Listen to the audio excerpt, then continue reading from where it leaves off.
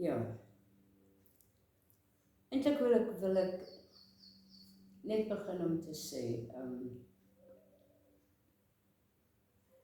in opdrag van die Bybel het ons gebid, en ek glo almal het gebid, en daar was soveel mense wat gebid het, en vriende, en nie eers vriende, en kennisse, en familie, en kerk, en gemeente, almal. So, dit speel 'n groot rol in mense se lewe, om te weet. En as jy skuldig voel dat jy self nie voel, jy kom nie genoeg daar uit nie, dan weet jy, daar's ander mense wat bid. So, omstandighede is nie altyd maklik nie. En ek wil amper sê, my stryd met goed is al van jongmeisie af, en operasies, en goed, en pyn, en so,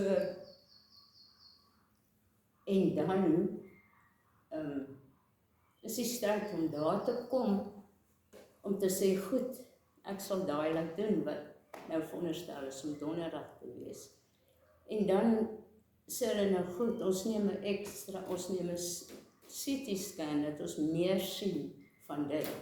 En dan kom hierdie tweede ding en sê, o nee, daar's nou iets by die kolon, so, nou, dit is prioriteit, dit is groot bekommernis van al die dokters, so, dit is nou prioriteit. En dan dink jy, hoekom? Hoekom moet ek nou nog weer daai kant toe? Hoekom? Ek het nou uiteindelik gedink ek sal nou hierdeur gaan.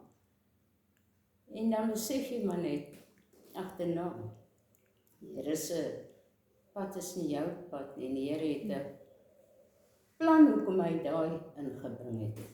Hy het 'n plan. So, en daai gevoel kan ek nie beskryf nie. Na die tyd.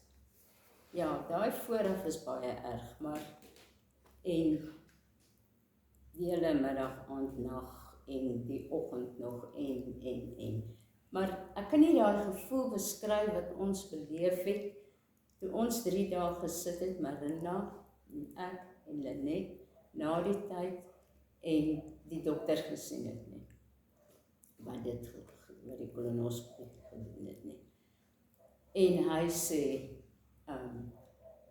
daai wat hulle op die CT scan gesien het, dit is nie die verdikking, dit is nie eers 'n gewas nie. Dit is die term wat daar vou, en hierdie is nie relevant eintlik nie, maar dit is hy wat daar vou. Ek het 'n biopsie geneem. Hoekom? Ek moet sien van inflammasie en om vir jou iets te gee.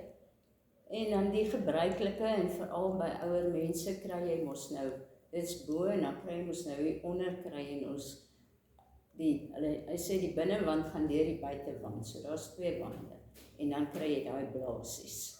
So daar's van dit, maar dit is verstaan, dis iets wat, eintlik wil ek sê, meeste mense, of meeste ouer mense in elk geval het. So ek noem maar net hierdie goed, om te sê, om daar te sit en hy vir jou te sê, ek is amper 100% seker, daar's niks. Nee, gaan aan met die hysterektomie donderdag. Die uitslag gaan nog nie daar wees nie, maar gaan aan met dit.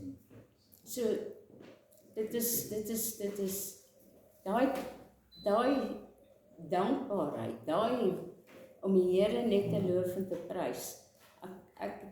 Ek sou aanvanklik sou net my aflaai, en ek het eers saam met haar gestop, en sy wou iets skryf vir my, en ek sê net vir haar bestaan, en ek sê, weet jy, terwyl ek nou hier uit was, kom hierdie lied my op, en jy wil net daai lofliedere, ek wil die Here loof, dis die een wat by my net opgekom het, en om het te sing, en om te net te erken, en wat 3 sê, die Bybel, en die Here, wat hy beloof en ek het vooraf, dit is wat ek eintlik eers sê, jy weet vooraf, jy ken nie die Here se wil nie, maar jy erken dat die Here se wil geskied. So, jy kan nie seker wees, dit gaan nou weer, hy moet nou net dit vir jou doen, en dit moet nou net 'n goeie uitslag wees, sodat jy hierdie ander ding kan doen, want anders verstaan. So, maar jy besef dit, jy besef, Here, nie my wil nie, maar U wil, en jy aanvaar dit, en tog hou jy aan, bid, en hoop, en vertrou, en dis nie altyd ook maklik nie, want jy het nou al klaar hierdie wat nie reg is nie, so, en dan, dis nie maklik nie, maar, soos ou vriendin van my suster gesê, sit jou hand in sy hand, en hou dit net daar, en, ja, en wat ek ook wil noem is, dat elke dag, en selfs, hoe elke dag se boodskappe van mense, wat niks weet nie, van,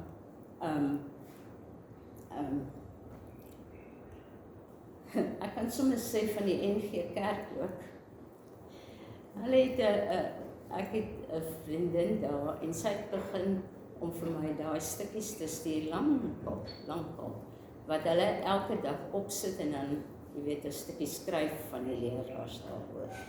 En dit was so relevant, dit het nou eers weer begin nou in Januarie, maar dit was so relevant, asof die versies vir my uitgesoek is.